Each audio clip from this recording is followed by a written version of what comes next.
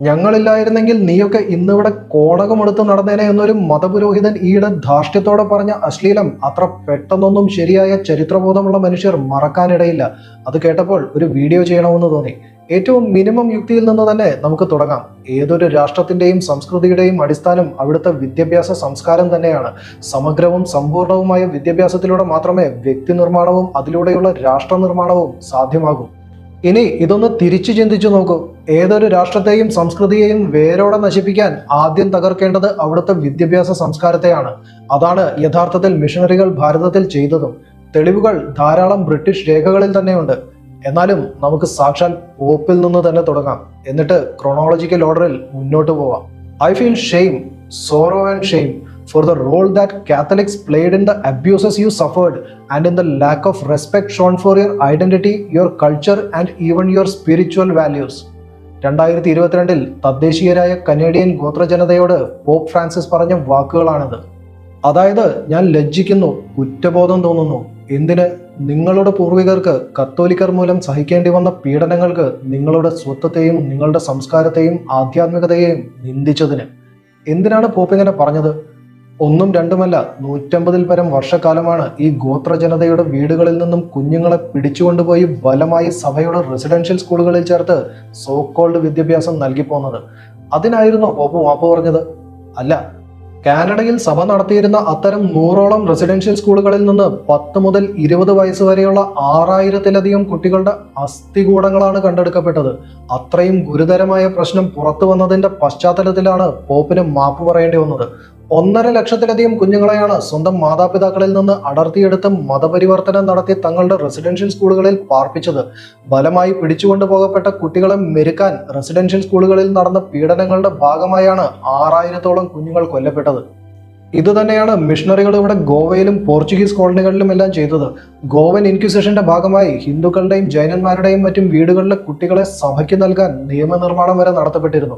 സഭ നടത്തിയ രക്തരൂക്ഷിതമായ ഗോവൻ ഇൻക്വിസിഷന്റെ ഭീതിതമായ ചരിത്രം പറയാൻ തുടങ്ങിയാൽ നമ്മുടെ ഇപ്പോഴത്തെ വിഷയമായ വിദ്യാഭ്യാസ വ്യവസ്ഥയെക്കുറിച്ച് പറയാൻ സമയമുണ്ടാവില്ല. അത്രയ്ക്ക് വലുതാണ്. എന്തിനു വേണ്ടിയായിരുന്നു ഈ കൊടും പീഡനത്തിലൂടെയുള്ള വിദ്യാഭ്യാസം? നമ്മളെ പരിഷ്കൃതരാക്കാനോ പുരോഗതിയിലേക്ക് നയിക്കാനോ? എന്തിനെയാണ് ഇവർ പുരോഗതി എന്ന് വിളിക്കുന്നത്? പഴയതിനേക്കാൾ മെച്ചപ്പെടുമ്പോഴാണല്ലോ പുരോഗതി എന്ന് പറയുന്നത്. അപ്പോൾ എന്തായിരുന്നു മിഷണറികൾ വരുന്നതിന് തൊട്ട് മുമ്പ് നിലനിന്നിരുന്ന വിദ്യാഭ്യാസ വ്യവസ്ഥ? അതറിഞ്ഞാലല്ലേ മെച്ചപ്പെട്ടോ ഇല്ലേ എന്ന് പറയാൻ പറ്റൂ. കൃത്യവും വ്യക്തവുമായ റെഫറൻസുകളുടെ അടിസ്ഥാനത്തിൽ തന്നെ വിശദമായി പരിശോധിക്കാം. പ്രസിദ്ധനായ സ്കോട്ടിഷ് ചരിത്രകാരൻ വില്യം ഡാൽറിംബിൾ, അദ്ദേഹം 2024 പുറത്തിറക്കിയ the golden road, how ancient India transform the world എന്ന പുസ്തകത്തിൽ എങ്ങനെയാണ് ഭാരതീയ ജ്ഞാന സമ്പ്രദായങ്ങൾ മൊത്തം യൂറോപ്യൻ സംസ്കാരങ്ങളെ രൂപപ്പെടുത്തിയത് എന്ന് വ്യക്തമായി വിശദീകരിക്കുന്നുണ്ട്. ഭാരതീയർക്ക് ഒരു കാലത്തും അറിവ് ഡൊണേഷനും ഫീസും വാങ്ങി വിൽക്കേണ്ട ഒരു കച്ചവട ചരക്കായിരുന്നില്ല. അറിവ് മാത്രമല്ല, ഭൂമിയും പാകം ചെയ്ത ഭക്ഷണവും ചികിത്സയും നീതിയും ഒന്നും ഇവിടെ കണക്ക് പറഞ്ഞ് കച്ചവടം ഉറപ്പിക്കുന്ന ചരക്കുകളായിരുന്നില്ല.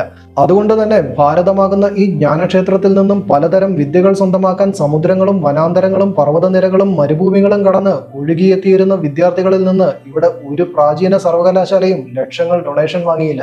ഗുരുവിനെ സേവിച്ച ശിഷ്യന് ശിഷ്യന്റെ യോഗ്യതയ്ക്കനുസരിച്ചുള്ള അറിവ് സൗജന്യമായി നൽകിക്കൊണ്ടിരുന്നു. ആകെ വാങ്ങിയത് ചെറിയ ഗുരുദക്ഷിണകളാണ്. ആ ഗുരുദക്ഷിണ കൊണ്ടല്ല ഈ ഇൻസ്റ്റിറ്റ്യൂഷനുകളൊന്നും നിലനിന്നിരുന്നു. അതിലേക്ക് വഴിയെ വരാം. CE 7-ാം നൂറ്റാണ്ടിൽ രചിക്കപ്പെട്ട ദ ടാങ് ജിയുജി അഥവാ the records of the western regions എന്ന ചൈനീസ് ഗ്രന്ഥത്തിൽ ഹ്യുവാൻസാങ് എന്ന ചൈനീസ് ബുദ്ധ സന്യാസി ഭാരതത്തിലെ നളന്ദ സർവകലാശാലയിലേക്ക് നടത്തിയ യാത്രയുടെ സമ്പൂർണ്ണ വിവരണമുണ്ട്. ഹ്യുവാൻസാങ് പറഞ്ഞു കൊടുത്തത് പ്രകാരം അദ്ദേഹത്തിന്റെ തന്നെ ശിഷ്യനായ ബിയാൻജി എഴുതിയ ഗ്രന്ഥമാണിത്. ഇവിടുന്ന് നേടിയ അറിവുകളുമായി തിരിച്ച് കപ്പൽ മാർഗം ചൈനയിലേക്ക് പോകാനൊരുങ്ങുമ്പോൾ അദ്ദേഹം പറഞ്ഞത്, ഈ കപ്പൽ യാത്രക്കിടയിൽ ഞാൻ മരിച്ചാലും ഭാരതത്തിൽ നിന്ന് ഞാൻ നേടിയ ഈ താളിയോല ഗ്രന്ഥങ്ങൾ കടൽ കടന്ന് അങ്ങ് ചൈനയിൽ എത്തിയിരിക്കണമെന്നാണ്. ഹ്യുവാൻസാങ് വരുന്നതിന് നൂറ്റാണ്ടുകൾക്ക് മുമ്പ് റോമൻ സാമ്രാജ്യ കാലഘട്ടത്തിൽ ജീവിച്ചിരുന്ന ഗ്രീക്ക് തത്വചിന്തകനായ ഫിലോസ്ട്രാറ്റസ് എഴുതിയ വിറ്റ അപ്പോളോണി എന്ന ഗ്രന്ഥത്തിൽ ഗ്രീസിൽ നിന്നുള്ള പൈത്തഗോറസും പൈത്തഗോറിയൻ ജ്ഞാന സമ്പ്രദായത്തിൽപ്പെട്ട അപ്പോളോണിയസും ഭാരതത്തിൽ വന്നിരുന്നുവെന്ന് പറയുന്നുണ്ട്. ഗ്രീക്ക് ചരിത്രരേഖയാണ്, ഹിന്ദുത്വ ഗൂഢാലോചനയല്ല. നമ്മൾ സ്കൂളിൽ പഠിച്ച പൈത്തഗോറസ് തിയറം മാത്രമല്ല അദ്ദേഹം ഇവിടുന്ന് പഠിച്ചത്. വേദങ്ങളിലെ രഹസ്യവിദ്യകളും ആർജിച്ച ശേഷമാണ് അദ്ദേഹം ഇവിടുന്ന് മടങ്ങിയത്. പൈത്തഗോറസിന്റെ ആ അറിവുകളാണ് പിന്നീട് പ്ലേറ്റോയിലൂടെ പ്രചരിച്ചത്. ആ പൈത്തഗോറിയൻ ജ്ഞാന സമ്പ്രദായമാണ് പിന്നീട് റോമൻ ചക്രവർത്തിമാർ പിന്തുടർന്നത്. റോമൻ കവിയായിരുന്ന വിർജിലിന്റെ കൃതികളിൽ നിങ്ങൾക്ക് പൈത്തഗോറിയൻ പ്രതീകങ്ങൾ കാണാം. ഗ്രീക്ക് ജീവചരിത്രകാരനായ Diogenes Laertius lives and opinions of eminent philosophers എന്ന തന്റെ ഗ്രന്ഥത്തിൽ പാശ്ചാത്യ ഭൗതികശാസ്ത്രത്തിന്റെ ഉപജ്ഞാതാക്കളിൽ ഒരാളായ ഡെമോക്രറ്റിസ് ഇന്ത്യയിൽ വന്നതായി പറയുന്നുണ്ട്. കനാദ മഹർഷിയുടെ വൈശേഷിക സൂത്രങ്ങൾ അദ്ദേഹത്തിലൂടെയാണ് ഗ്രീസിലെത്തിയത്. അതുപോലെ ഭാരതത്തിൽ നിന്ന് അറേബ്യ വഴി യൂറോപ്പിലെത്തിയ അറിവിന്റെ സഞ്ചയം ഒന്നുകൊണ്ട് മാത്രമാണ് പരിഷ്കാരം എന്നാൽ എന്താണെന്ന് സായിപ്പും മിഷണറികളും പഠിച്ചത് എന്ന് പറഞ്ഞാൽ ഒട്ടും അതിശയോക്തി തോന്നേണ്ട കാര്യമില്ല. അതും വിശദീകരിക്കാം. 8-ാം നൂറ്റാണ്ടിൽ അറബ് തത്വചിന്തകനും ഗണിതശാസ്ത്രജ്ഞനും ജ്യോതിശാസ്ത്രജ്ഞനുമായ മുഹമ്മദ് ഇബിൻ ഇബ്രാഹിം അൽ ഫസാരി ഭാരതീയ ഗണിതശാസ്ത്രജ്ഞനും ജ്യോതിശാസ്ത്രജ്ഞനുമായ ബ്രഹ്മഗുപ്തന്റെ ബ്രഹ്മസ്ഫുട സിദ്ധാന്തം സിജ് അൽ സിന്ദിദ് എന്ന പേരിൽ അറബിയിലേക്ക് വിവർത്തനം ചെയ്തു. ഇനി പേർഷ്യൻ ഗണിതശാസ്ത്രജ്ഞനും ജ്യോതിശാസ്ത്രജ്ഞനുമായ അബു അൽ ഹസൻ അൽ അഹ്വാസി ആര്യഭട്ടീയം അറബിയിലേക്ക് സിജ് അൽ അർജബാർ എന്ന പേരിൽ വിവർത്തനം ചെയ്തു. അൽ ഖ്വാരിസ്മി എഴുതിയ കിതാബ് അൽ ഹിസാബ് അൽ ഹിന്ദി അഥവാ ബുക്ക് ഓഫ് ഹിന്ദു ന്യൂമറൽസ് എന്ന പുസ്തകം അത് ലാറ്റിനിലേക്ക് അൽഗോരിതമി ഡെ ന്യൂമറോ ഇൻഡോറം അഥവാ അൽ ഖ്വാരിസ്മീസ് ഇന്ത്യൻ ന്യൂമറിക്കൽസ് എന്ന പേരിൽ വിവർത്തനം ചെയ്യപ്പെട്ടു. അൽഗോരിതം എന്ന വാക്കിന്റെ ഉത്ഭവം ഇവിടെ നിന്നാണ്. മാത്രമല്ല ഇവിടുത്തെ ദശാംശ സംവിധാനം അഥവാ ഡെസിമൽ സിസ്റ്റം, അംഗഗണിതം അഥവാ അരിത്തമെറ്റിക്, ബീജഗണിതം അഥവാ ഓൾജിബ്ര, ത്രികോണമതി അഥവാ ട്രിഗ്നോമെട്രി, ജാമതി അഥവാ ജോമെട്രി എന്ന് തുടങ്ങി അതിസങ്കീർണങ്ങളായ മറ്റ് ഗണിതശാസ്ത്ര സിദ്ധാന്തങ്ങളും ഇസ്ലാമിക ലോകത്തേക്ക് പ്രചരിക്കുന്നത് 8-ാം നൂറ്റാണ്ടിൽ അറേബ്യയിൽ നടന്ന ട്രാൻസ്ലേഷൻ മൂവ്മെന്റ് വഴിയാണ്. അതെ, ഈ അറിവുകളെല്ലാം അറബിയിലേക്ക് വിവർത്തനം ചെയ്യപ്പെടുകയാണ് ഉണ്ടായത്. അതേ കാലഘട്ടത്തിൽ തന്നെയാണ് ഖാലിഫ് മൻസൂർ കിതാബെ സുശ്രുത എന്ന പേരിൽ ഭാരതീയ വൈദ്യശാസ്ത്ര ഗ്രന്ഥമായ സുശ്രുത സംഹിത അറബിയിലേക്ക് വിവർത്തനം ചെയ്യുന്നത്. പിന്നീട് 9-ാം നൂറ്റാണ്ടിൽ അബ്ദുള്ള ഇബിൻ അലി ചരക സംഹിത അറബിയിലേക്ക് വിവർത്തനം ചെയ്തു. ഇങ്ങനെ വിവർത്തനം ചെയ്യപ്പെട്ട ഗ്രന്ഥങ്ങളിൽ നിന്നുള്ള അറിവ് കൊണ്ടാണ് അറേബ്യയിൽ ഇസ്ലാമിക സുവർണ കാലഘട്ടം യാഥാർത്ഥ്യമായത്. എന്നാൽ ഈ ഇസ്ലാമിക സുവർണ കാലഘട്ടം അങ്ങ് അറേബ്യയിൽ നടക്കുമ്പോൾ ഇന്ത്യയുടെ സുവർണ കാലഘട്ടം ഈ ഇസ്ലാമിക അധിനിവേശ ശക്തികൾ തന്നെ തകർത്തുകൊണ്ടിരിക്കുകയായിരുന്നു. പിന്നീട് ഈ അറിവുകൾ അറേബ്യയിൽ നിന്ന് കുരിശുയുദ്ധകാലത്ത് ഇറ്റലിയിലേക്കും സ്പെയിനിലേക്കും പ്രചരിച്ചതിന്റെ ഫലമായിട്ടാണ് യൂറോപ്പിൽ നവോത്ഥാനവും നവീകരണവും മുതൽ ശാസ്ത്ര സാങ്കേതിക വിപ്ലവങ്ങൾ വരെ സാധ്യമായത്. ഹുവാൻസാങ്ങിന്റെയും മറ്റ് ബുദ്ധസന്യാസിമാരുടെയും വിവരണങ്ങളിൽ നിന്നും പിന്നെ തകർക്കപ്പെട്ട് കിടക്കുന്ന അനവധി ഭാരതീയ സർവകലാശാലകളുടെ അവശേഷിക്കുന്ന രേഖകളിൽ നിന്നുമെല്ലാം Korea, Japan, Tibet, Central Asia, South East Asia, തുർക്കി തുടങ്ങിയ അനവധി ഏഷ്യൻ രാജ്യങ്ങളിലെ വിദ്യാർത്ഥികൾ ഭാരതത്തിലെ സർവകലാശാലകളിൽ വന്ന് താമസിച്ചു പഠിച്ചിരുന്നതായി പറയുന്നുണ്ട്. മഹത്തായ ഒരു വിദ്യാഭ്യാസ സംസ്കാരം പ്രാചീന കാലം മുതൽ ഈ ഭാരതഭൂമിയിൽ നിലനിന്നിരുന്നു എന്നതിന് ഈ തെളിവുകൾ മതിയാകുമോ? പോരാ എന്നുണ്ടെങ്കിൽ ഇനിയും ധാരാളമുണ്ട്. തുടർന്ന് കാണുക. എന്തുതരം വിദ്യാഭ്യാസ സമ്പ്രദായമാണ് ഇവിടെ നിലനിന്നിരുന്നത്? വീടുകളിൽ നിന്ന് തന്നെയായിരുന്നു ഭാരതത്തിലെ പ്രാഥമിക വിദ്യാഭ്യാസം ആരംഭിച്ചിരുന്നത്. പല വീടുകളും വിദ്യാലയങ്ങൾ കൂടിയായിരുന്നു. വിദ്യാഭ്യാസം കേവലം തൊഴിൽ സമ്പാദിക്കാൻ വേണ്ടി മാത്രമായിരുന്നില്ല, അത് പാഠശാലകളിൽ ഒതുങ്ങുന്നതുമായിരുന്നില്ല. വിദ്യാഭ്യാസം ഒരു ജീവിതചര്യയായിരുന്നു. വീടുകളിൽ നിന്നുള്ള പരിശീലനത്തിന് ശേഷമാണ് ഗ്രാമീണ പാഠശാലകളിലേക്ക് കുട്ടികൾ പോയിരുന്നത്. 19-ാം നൂറ്റാണ്ടിന്റെ ആദ്യ പകുതിയിൽ ബ്രിട്ടീഷ് ഉദ്യോഗസ്ഥനായ തോമസ് മൺറോ നടത്തിയ സർവേകളുടെ റിപ്പോർട്ടായ മൺറോസ് മിനിറ്റ്സ് ഓൺ എഡ്യൂക്കേഷനിലും ബ്രിട്ടീഷ് മിഷണറിയായ വില്യം ആദമിന്റെ സർവേ റിപ്പോർട്ടുകളിലും ബ്രിട്ടീഷ് ഓറിയന്റലിസ്റ്റ് GW ലൈറ്റ്നറുടെ history of indigenous education in the Punjab എന്ന ഗ്രന്ഥത്തിൽ നിന്നുമെല്ലാം വളരെ വ്യക്തമായി നമുക്ക് മനസ്സിലാക്കാൻ കഴിയുന്നത് ഭാരതത്തിൽ ഉടനീളം പ്രാദേശിക പാഠശാലകളുടെ ഒരു വലിയ ശൃംഖല തന്നെ പ്രവർത്തിച്ചിരുന്നു എന്നാണ്. ബംഗാളിലും ബീഹാറിലും മാത്രം 1,00,000 ഗ്രാമീണ പാഠശാലകളായിരുന്നു ഉണ്ടായിരുന്നത്. ഓരോ ഗ്രാമത്തിലും ചുരുങ്ങിയത് ഒരു പാഠശാല വീതം. ഈ പാഠശാലകളിലെല്ലാം ബ്രാഹ്മണ കായസ്ഥ വിഭാഗങ്ങളിൽ നിന്നുള്ള അധ്യാപകർക്ക് പുറമെ ഇന്ന് നമ്മൾ ദളിതരെന്ന് വിളിക്കുന്ന മാലോ, ചന്താൽ, കഹാർ, ലൂണിയർ, ധോബി, കാലു തുടങ്ങിയ അനവധി ജനവിഭാഗങ്ങളിൽ നിന്നുള്ള അധ്യാപകരും പഠിപ്പിച്ചിരുന്നു. ഈ വിഭാഗങ്ങളിൽപ്പെട്ട ധാരാളം കുട്ടികളും ഈ പാഠശാലകളിൽ നിന്നും വിദ്യാഭ്യാസം നേടിയിരുന്നതായി ഇതേ രേഖകൾ പറയുന്നു. ഇവിടങ്ങളിൽ ഒന്നും തന്നെ ആരും ആരുടെയും ചെവിയിൽ ഈയം ഉരുക്കിയൊഴിച്ച കഥകൾ ഒരൊറ്റ ചരിത്ര രേഖകളിൽ പോലും കാണാനും കഴിയില്ല. കേരളത്തിൽ ഈ ഗ്രാമീണ പാഠശാലകൾ മലബാറിൽ എഴുത്തുപള്ളിക്കൂടങ്ങളെന്നും തിരുവിതാംകൂറിൽ ആശാൻ കളരികൾ എന്നുമാണ് അറിയപ്പെട്ടിരുന്നത്. ഈ പാഠശാലകളിലെ പ്രാഥമിക വിദ്യാഭ്യാസത്തിൽ പ്രാദേശിക ഭാഷകളിലെ അക്ഷരാഭ്യാസം, എഴുത്തും വായനയും, ഉച്ചാരണശുദ്ധി, അടിസ്ഥാന ഗണിതം, മോറൽ സയൻസ്, സിവിക്സ് എന്നിങ്ങനെ വ്യക്തിത്വ നിർമ്മാണത്തിന്റെ ആദ്യ പാഠങ്ങൾ പകർന്നു നൽകിയിരുന്നു. ഇതെല്ലാം സാക്ഷ്യപ്പെടുത്തുന്നത് ബ്രിട്ടീഷ് സർവേ റിപ്പോർട്ടുകൾ തന്നെയാണ്. ഈ പ്രാഥമിക ഘട്ടത്തിന് ശേഷം സ്പെഷ്യലൈസേഷനാണ്. ഓരോ വിദ്യാർത്ഥിയും സമൂഹത്തിൽ എങ്ങനെ ഇടപെടാൻ ഉദ്ദേശിക്കുന്നോ അതിനനുസരിച്ചുള്ള അധ്യയനവും പരിശീലനവും പിന്നീട് തുടരും. ഭരണനിർവഹണം, സൈനിക വൃത്തി, പൗരോഹിത്യം, വൈദ്യം, അധ്യാപക വൃത്തി, കാർഷിക വൃത്തി, കെട്ടിട നിർമ്മാണം, ആയുധ നിർമ്മാണം, ഔഷധ നിർമ്മാണം, കപ്പൽ നിർമ്മാണം, വാണിജ്യം, വ്യവസായം, കല, സാഹിത്യം എന്നിങ്ങനെ പ്രത്യേകം വിഷയങ്ങളിൽ വിദ്യാർത്ഥികൾ സ്പെഷ്യലൈസേഷൻ നടത്തുന്നു. ഗ്രാമീണ പാഠശാലകൾക്ക് പുറമെ ക്ഷേത്ര സമുച്ചയങ്ങൾ കേന്ദ്രീകരിച്ചുള്ള സർവകലാശാലകളും ബ്രാഹ്മണ സംഘങ്ങൾ, പരിഷത്തുകൾ, ചതുഷ്പാദികൾ, ഘടികകൾ, അഗ്രഹാരങ്ങൾ, മഠങ്ങൾ, ബുദ്ധ ജൈന വിഹാരങ്ങൾ തുടങ്ങി പല ജ്ഞാനസങ്കേതങ്ങളും ഭാരതത്തിൽ അങ്ങോളം ഇങ്ങോളം പ്രവർത്തിച്ചിരുന്നു. ഇതിനെല്ലാം പുറമെ നൈമിഷാരണ്യം, ദണ്ഡകാരണ്യം മുതലായ വനാന്തരങ്ങളിലും നദീതടങ്ങളിലും പർവ്വത പ്രദേശങ്ങളിലും പലതരം ഗുരുകുല സമ്പ്രദായങ്ങളും ഋഷിമാരുടെയും സന്യാസിവര്യന്മാരുടെയും ആശ്രമങ്ങളും നിലനിന്നിരുന്നു. ഇതിനും പുറമെ ചാണക്യനും ചരകനും ജീവകനും പാണിനിയും പതഞ്ജലിയും എല്ലാം പഠിച്ച തക്ഷശില, ഇന്നത്തെ ബംഗ്ലാദേശിലെ ജഗദ്ദലയും സോമപുരവും വിക്രംപുരവും, ബീഹാറിലെ നളന്ദയും വിക്രംശിലയും ഓടന്തപുരിയും മിഥിലയും തേൽഹാരയും, ഗുജറാത്തിലെ വല്ലഭി, ഒറീസയിലെ പുഷ്പഗിരിയും രത്നഗിരിയും, കർണാടകത്തിലെ മന്യാഖേദ, ആന്ധ്രയിലെ നാഗാർജുനകൊണ്ട, കേരളത്തിലെ കാന്തല്ലൂർ ശാല, തമിഴ്നാട്ടിലെ കാഞ്ചീപുരം, കാശ്മീരിലെ ശാരദാപീഠം, പിന്നെ ഉജ്ജയിനിയും വാരണാസിയും പോലെ എത്രയോ അന്താരാഷ്ട്ര പ്രസിദ്ധിയാർജിച്ച സർവകലാശാലകളും പഠനകേന്ദ്രങ്ങളും. നാട്ടിലെ കച്ചവടക്കാരായ വൈശ്യരും ഭരണകർത്താക്കളായ ക്ഷത്രിയരും പിന്നെ നിരവധിയായ ക്ഷേത്രങ്ങളും ഈ ഇൻസ്റ്റിറ്റ്യൂഷനുകൾക്ക് ഉദാരമായി ഫണ്ട് ചെയ്തുകൊണ്ട് നൂറ്റാണ്ടുകളോളം നിലനിർത്തി. ഇനി എന്തെല്ലാമാണ് ഇവിടങ്ങളിൽ പഠിപ്പിച്ചിരുന്നത്? മന്ത്രവും തന്ത്രവും മഹാഭാരതവും രാമായണവും പുരാണങ്ങളും മാത്രമാണോ? അല്ല.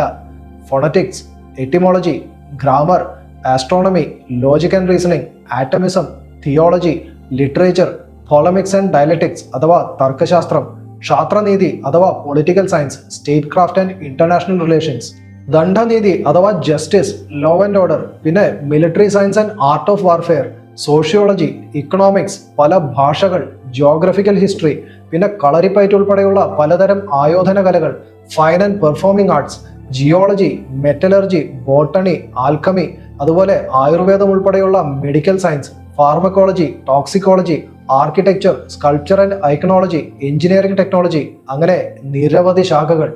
വീണ്ടും ഇതിനെല്ലാം റെഫറൻസ് ബ്രിട്ടീഷ് പഠനങ്ങൾ തന്നെയാണ്. ബ്രിട്ടീഷ് ചരിത്രകാരനായ ആംഗസ് മാഡിസന്റെ പഠനമാണ് the world economy historical statistics എന്ന പുസ്തകമായി പ്രസിദ്ധീകരിച്ചിട്ടുള്ളത്.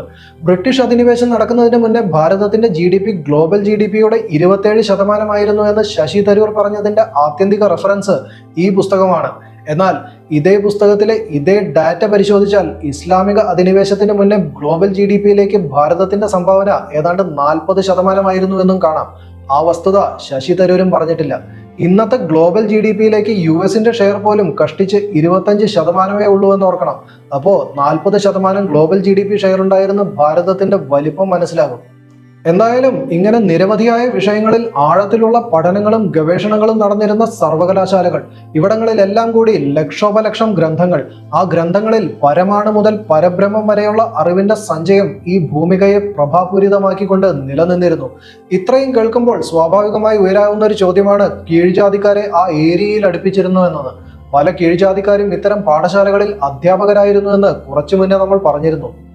എന്നാൽ ഏറ്റവും കുറഞ്ഞത് 15-ാം നൂറ്റാണ്ടിലെങ്കിലും, അതായത് വാസ്കോ ഡ ഗാമ വരുന്നതിന് മുൻപ് കോഴിക്കോട് ഭരിച്ച സാമൂതിരി കീഴ്ജാതിക്കാരെ സംസ്കൃതം പഠിപ്പിച്ചിരുന്നുവെന്ന് നമ്മളിൽ എത്ര പേർ അറിഞ്ഞിട്ടുണ്ട്? അന്ന് അവിടങ്ങളിലെ എഴുത്തുപള്ളിക്കൂടങ്ങളിൽ സംസ്കൃതം പഠിപ്പിച്ചിരുന്ന എഴുത്തച്ഛൻ സമുദായം ഇന്നും OBC ആണ്. തിരുവിതാംകൂർ രാജ്യത്ത് നിലനിന്ന ആശാൻ കളരികളിൽ പഠിച്ചിരുന്ന വലിയൊരു ഭാഗം വിദ്യാർത്ഥികളും സോക്കോൾഡ് പിന്നോക്കക്കാരായിരുന്നു. ഇനി ഇതെല്ലാം പോട്ടെ, ബൃഹത്തായ ക്ഷേത്രങ്ങൾ മുതൽ കൊട്ടാരങ്ങൾ വരെ പണി കഴിച്ച വിശ്വകർമ്മജർ അക്കാലത്ത് ബ്രാഹ്മണനോ ക്ഷത്രിയനോ വൈശ്യനോ ഒന്നും ആയിരുന്നില്ലല്ലോ. വേദാംഗമായ കൽപ്പത്തിലെ ശുൽബസൂത്രത്തിൽ നിന്ന് തുടങ്ങി മെറ്റലർജിയിലും ജിയോളജിയിലും ഇതിഹാസ പുരാണ തന്ത്രവിദ്യകളിലും അവഗാഹമില്ലാതെയാണോ ഇന്നും ഈ മണ്ണിൽ തലയുയർത്തി നിൽക്കുന്ന മഹാനിർമ്മിതികൾ ഈ വിശ്വകർമ്മജർ ഇവിടെ പണിതുയർത്തിയത്?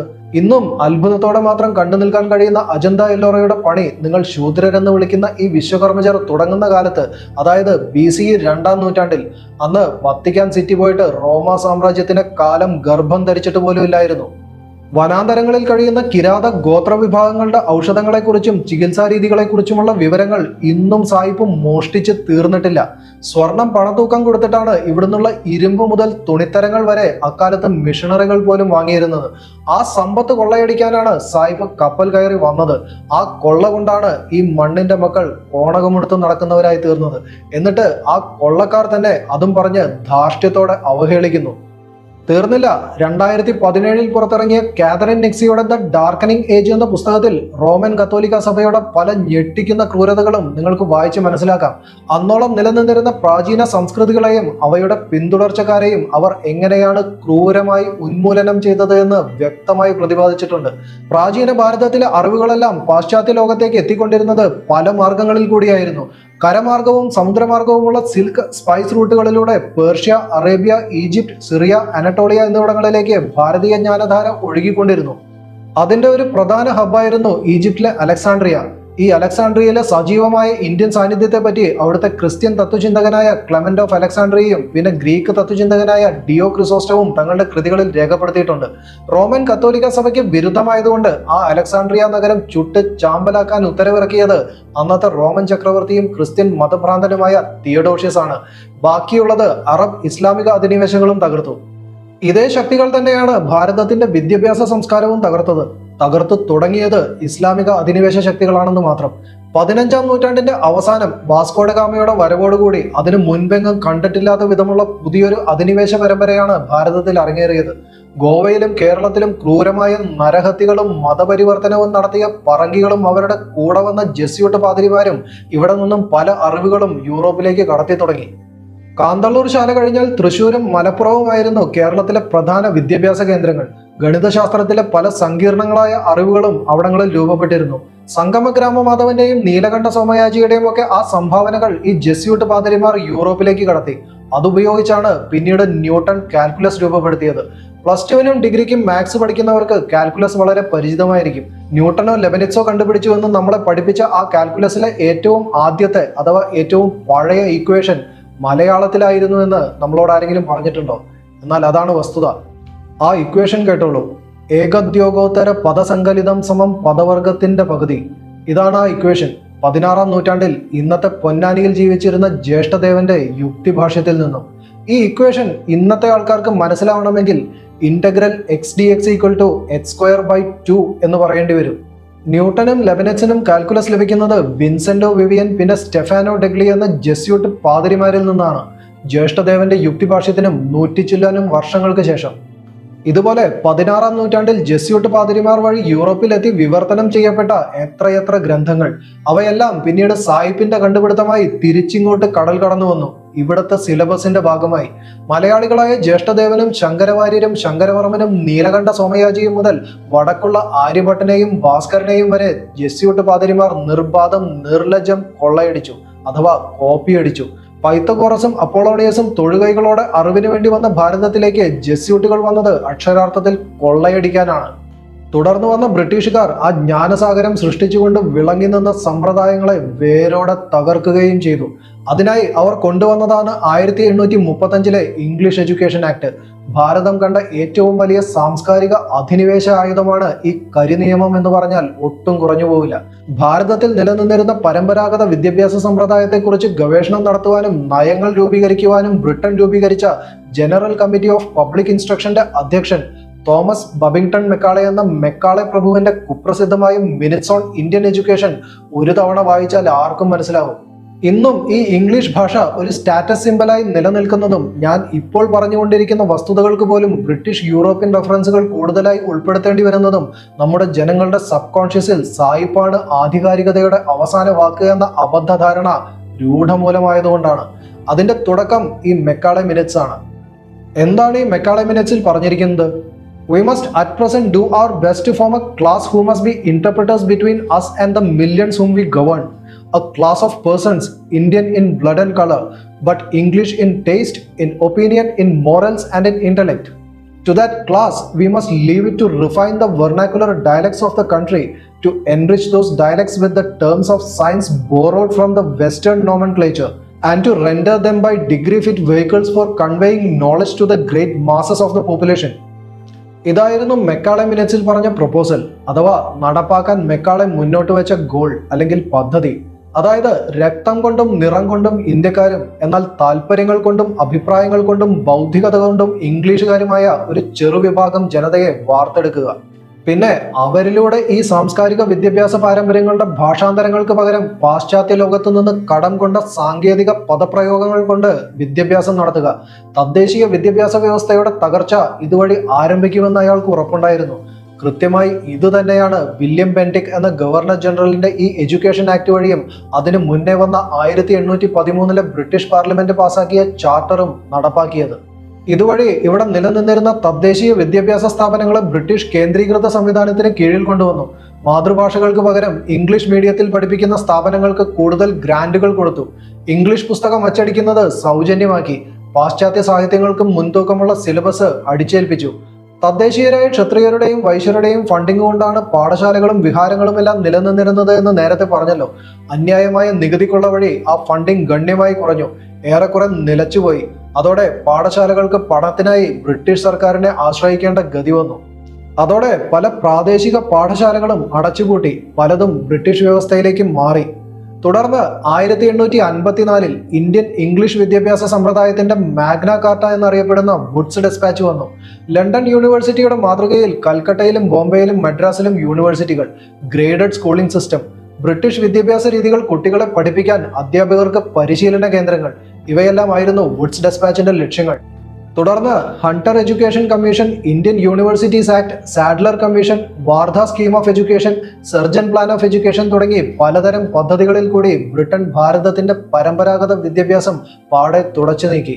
ഭാരതം എന്ന മഹാമേരുവിന് മുകളിൽ ജ്വലിച്ചു നിന്ന ജ്ഞാനസൂര്യൻ അസ്തമിച്ചു. ഇംഗ്ലീഷ് വിദ്യാഭ്യാസം ലഭിച്ചാൽ മാത്രമേ നിലനിൽപ്പുള്ളൂ എന്ന അവസ്ഥയിലെത്തി കാര്യങ്ങൾ. അതോടെ നിലനിൽപ്പിനായി സാഹിബിന്റെ ക്ലറിക്കൽ പോസ്റ്റുകളിലേക്കുള്ള വെറും ഗുമസ്തരായി നമ്മളെല്ലാം മാറുകയും ചെയ്തു. 1835 എഡ്യൂക്കേഷൻ ആക്ട് വന്ന് 76 വർഷങ്ങൾ കഴിഞ്ഞ് 1911 നടന്ന സെൻസസിൽ ഭാരതത്തിന്റെ സാക്ഷരത വെറും 5.6%. മുക്കാൽ നൂറ്റാണ്ട് കൊണ്ട് വെറും 5% സാക്ഷരത കൊടുത്ത സിസ്റ്റമാണോ നമ്മളെ അങ്ങ് ഉദ്ധരിച്ചു കളഞ്ഞു എന്ന് വിശ്വസിപ്പിക്കാൻ ശ്രമിക്കുന്നത്? നോക്കൂ, today India is more illiterate than it was 50 or 100 years ago എന്ന് 1931 ബ്രിട്ടീഷുകാരോട് പറഞ്ഞത് ഗാന്ധിജിയാണ്. എന്തായാലും ഒന്ന് ചുരുക്കി പറഞ്ഞുകൊണ്ട് കൺക്ലൂഡ് ചെയ്യാം. 16-ാം നൂറ്റാണ്ടിൽ പറങ്കികൾക്കൊപ്പം വന്ന മിഷണറികൾ അന്നിവിടെ നടത്തിയത് സ്കൂളുകളായിരുന്നില്ല, പച്ചയായ മതപരിവർത്തന കേന്ദ്രങ്ങളായിരുന്നു. 19-ാം നൂറ്റാണ്ടിലെ ബ്രിട്ടീഷ് ചാർട്ടറും ബ്രിട്ടീഷ് എഡ്യൂക്കേഷൻ ആക്ടും വന്നതിന് ശേഷമാണ് മിഷണറികൾ ഇവിടെ വ്യാപകമായി സ്കൂളുകൾ തുടങ്ങിയത്. അത് ഇവിടത്തുകാരെ ഉദ്ധരിക്കാനല്ല, പകരം തദ്ദേശീയ സംസ്കൃതിയും ഇവിടെ നിലനിന്നിരുന്ന പരമ്പരാഗത ജ്ഞാന സമ്പ്രദായവും തകർക്കാനാണ്. ഇതിന്റെയെല്ലാം ഉപജ്ഞാതാവായ മെക്കാളെ പ്രഭു തന്നെ എഴുതി വെച്ചതാണ്. അപ്പോൾ കേരളത്തിലോ എന്നൊരു വാദമുയർത്താൻ തോന്നുന്നുണ്ടെങ്കിൽ അത് വിലപ്പോവില്ല. ഇവിടെ തിരുവിതാംകൂർ രാജകുടുംബം മുൻകൈ എടുത്തത് കൊണ്ടാണ് കൂടുതൽ വിദ്യാലയങ്ങൾ ഉണ്ടായത്. അതുകൊണ്ടാണ് 1951 തിരുവിതാംകൂറിൽ 70% സാക്ഷരത ബ്രിട്ടീഷ് ഭരണത്തിലുണ്ടായിരുന്ന മലബാറിൽ കഷ്ടിച്ച് 20% പോയത്. ഇത്രയും നേരം ഇരുന്ന് പറഞ്ഞത് അത്രയും മഞ്ഞുമലയുടെ അറ്റം മാത്രമേ ആയിട്ടുള്ളൂ. മുഴുവൻ പറയാൻ നിന്നാൽ ദിവസങ്ങൾ വേണ്ടിവരും. ഇതിനെയാണ് ഞങ്ങളങ്ങ് വിദ്യാഭ്യാസം തന്ന് ഉദ്ധരിച്ചു കളഞ്ഞു എന്നെല്ലാം ധാർഷ്ട്യം കൊണ്ട് അന്ധരായ ചില പുരോഹിതർ ഊറ്റം കൊള്ളുന്നത്. ഇവിടെ ഉദിച്ചു നിന്ന ജ്ഞാനസൂര്യൻ ഏതാനും നൂറ്റാണ്ടുകൾ ഒന്ന് അസ്തമിച്ചു എന്നത് സത്യമാണ്. എന്നാൽ ഇവിടെ അസ്തമിച്ച ആ ജ്ഞാനസൂര്യനിൽ നിന്നും ഒഴുകിയ ഒരു നുള്ള ചാന്ദ്ര വെളിച്ചം മാത്രമാണ് യൂറോപ്പിനെ നവോത്ഥാനത്തിലേക്ക് നയിച്ചതെന്ന് മറക്കരുത്. ഇവിടെ ഒന്ന് ഇരുട്ടിയ നേരം നോക്കി ആ നിലാവും കാണിച്ച് വെളിച്ചത്തിന്റെ അട്ടിപ്പേർ അവകാശികൾ ചമയാനും നിൽക്കരുത്. പരിഹാസ്യമാണ് എന്ന് മാത്രം പറഞ്ഞുകൊണ്ട് നിർത്തുന്നു. നമസ്കാരം.